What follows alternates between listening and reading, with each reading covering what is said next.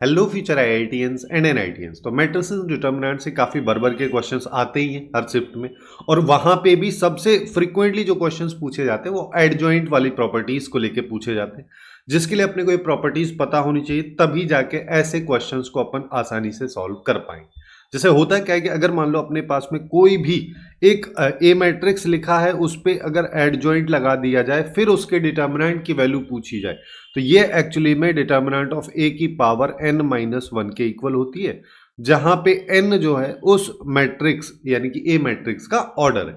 अब अगर ये एडजॉइंट अपने को केवल 2 बार दे दिया जाए, जब 2 बार देगा तो यहां पे n माइनस वन की पावर कर दो 2, ठीक है। अगर ये 3 बार देगा, ठीक है, अगर मान लो अपने को इस तरीके से 3 बार किसी एक पर्टिकुलर मैट्रिक्स के लिए लिखा है, तो यहां पे इसकी पावर 3 हो जाएगी।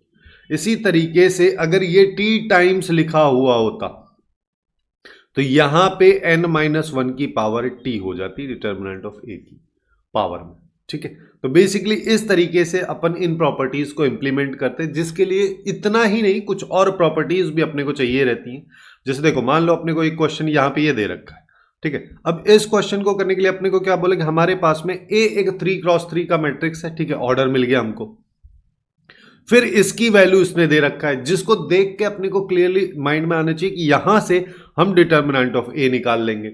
और फिर कह रहा है कि n अगर एक इंटीजर है जो कि s सेट के अंदर है, जहां पे अब ये वाला n अलग है, ठीक है। यहां पे यही कंफ्यूजन है कि यहां पे n की जगह ये वाली वैल्यू नहीं रख देनी है, ठीक है। ये वाला n के बारे में एक अलग बात हो रही है, जो कि इस सेट का एलिमेंट है और इस कंडीशन को सेटिस्फाई कर रहा है। फिर उसके बाद n की जो वैल्यूज आएंगी सबको इसमें रखते हुए इसका आउटपुट बताना है। तो देखो, सबसे पहले अपन क्या करेंगे, इसका यूज कर लेंगे। 3 बार है, जिसका मतलब डिटर्मिनेंट ऑफ ए, और यहां पे आ जाएगा 3 minus one, n minus one करेंगे, 3 माइनस वन यानी कि 2, और 2 की पावर 3, तो 2 की पावर 3 आ जाएगा, ये 81 हो गया।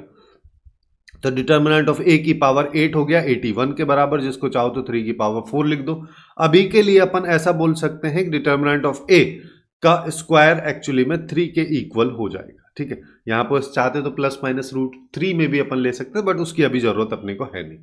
देखो, अब आते हैं अपन इस वाले रिलेशन पे, ठीक है। इस रिलेशन के लिए ये देखो, सबसे पहली चीज क्या है कि अंदर में क्या लिखा है, 2 बार लिखा है, जिसका मतलब यहां पे क्या होगा, डिटर्मिनेंट ऑफ ए उसकी पावर n माइनस वन का होल स्क्वायर। n यहां पे कितना है, 3, तो 3 माइनस वन यानी कि 2 हो गया, 2 का होल स्क्वायर यानी कि 4 आ गया। ये अंदर वाले की वैल्यू है।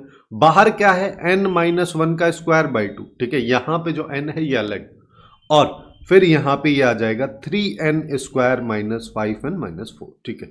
यहां से इसको कैंसिल कर दो, तो अब अपने पास में यहां पे आ जाएगा 2 इंटू n माइनस वन का होल स्क्वायर, और ये इक्वल हो जाएगा 3n square minus 4n minus इसके।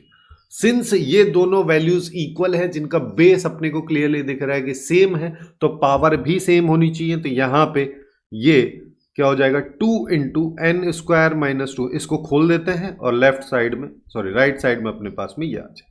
बस अब इसको सिंप्लीफाई करना, एन की वैल्यू हमारे पास में आ जाएगी। तो इसको सिंप्लीफाई करेंगे तो अपने पास में आ जाएगा 2n square minus 4n plus 2, और राइट साइड में अपने पास में है 3n square minus 5n minus 4।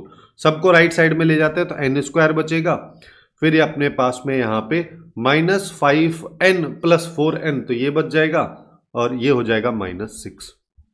ये हमारे पास में आ रहा है, जिसके 2 फैक्टर होंगे, एक फैक्टर n माइनस 3, दूसरा n प्लस 2 हो जाएगा, जहां से n की वैल्यूज माइनस प्लस 3 और माइनस 2 आए, ठीक है। यहां पे कह रहा है इंटीजर है, तो दोनों वैल्यू सेटिस्फाई यहां पे कर रहे हैं, दोनों इंटीजर हैं, कोई दिक्कत नहीं। फिर ये क्या कह रहा है, अब अपने को इसका आउटपुट बताना है। जब भी इस तरीके से n belongs to s set वगैरह दे रखा है, तो मतलब पहले एक वैल्यू को उठाओ, इसमें पुट करो, फिर दूसरी पे आए। तो सबसे पहले वाली की अगर बात करोगे तो क्या हो जाएगा, डिटर्मिनेंट, और यहां पे हो जाएगा 3 का स्क्वायर 9 और प्लस 3, तो यानी कि ये 12 हो गया। फिर यहां पे दूसरे वाली वैल्यू पुट करेंगे, तो यहां पे कितना है, 4 माइनस 2 का होल स्क्वायर 4 हो गया, माइनस 2 करेंगे तो ये 2 आ जाएगा।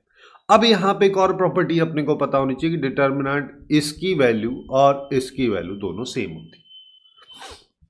तो अब यहां से हम क्या कर सकते हैं, इसको अपन लिख सकते हैं, बाहर 12 आ गया, यहां पे बाहर 2 आ गया। बाहर 12 का मतलब इसका होल स्क्वायर कर दो और फिर पावर में 6 कर दो, और यहाँ पे ये ऐसा मैं क्यों कर रहा हूं, क्योंकि जो मैंने यहाँ पे वैल्यू निकाली है डिटर्मिनेंट ऑफ ए के स्क्वायर की वैल्यू निकाली, जिससे काफी आसानी से आ जाएगा। तो ये 3 की पावर 6 हो गया और ये आ गया 3।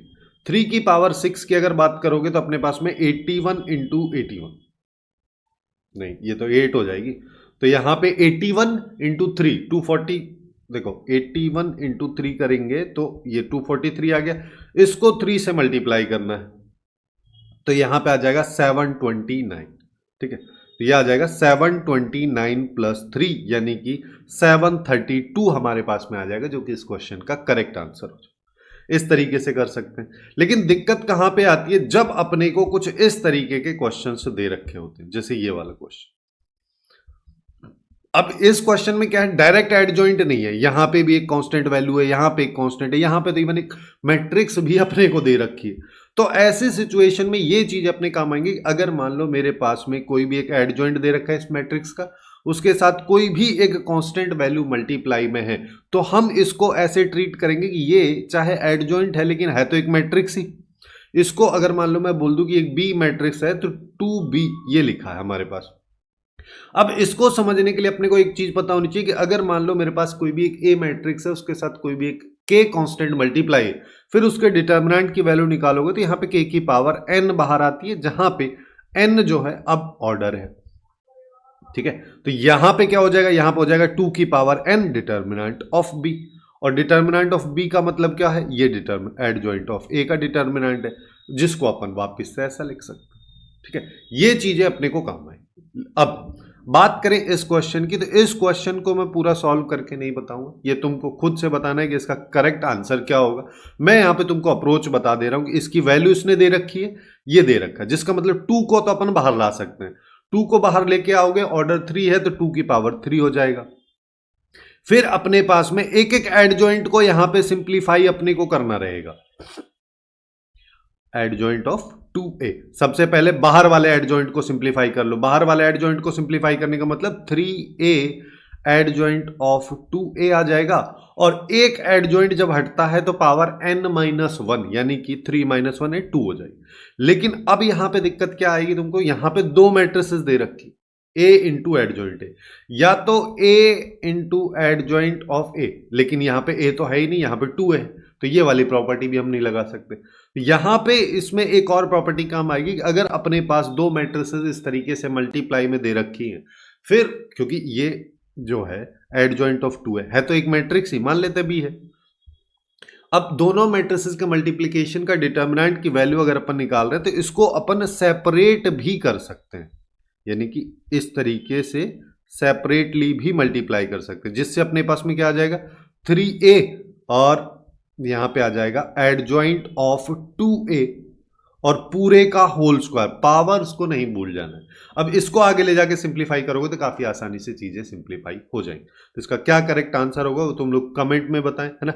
इसी तरीके से अपन ने काफी इंपॉर्टेंट टॉपिक्स जो हैं उन सबको कवर किया है इस लेफ्ट वाली प्लेलिस्ट में, जिसमें तुम बाकी टॉपिक्स को चेकआउट कर सकते हो।